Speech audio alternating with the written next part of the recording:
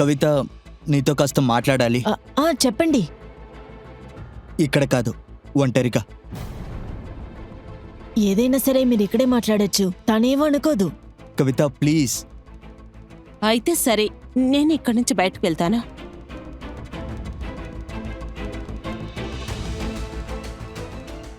నాకు తెలుసు నువ్వు ప్రియ మంచి ఫ్రెండ్స్ అని.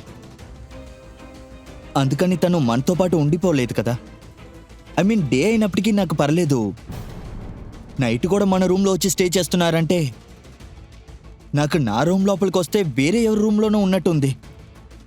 నేను ఏం చెప్పదలుచుకుంటున్నానో అర్థం చేసుకో. తను ఒక 2-3 రోజులు ఇక్కడ ఉండడానికే వచ్చింది, అంతలోపు ఇలా అంటున్నారు. అరే ప్రియా, ఇక్కడేం చేస్తున్నావు?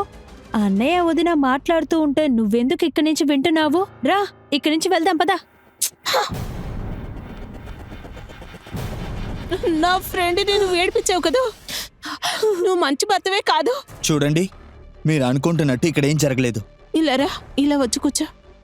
నువ్వు కాస్త రెస్ట్ తీసుకో, తర్వాత నువ్వు ఏడ్చేది ఆపే. నేను ఇక్కడే ఉన్నాను కదా, ఇంకా నీతోనే ఉంటాను.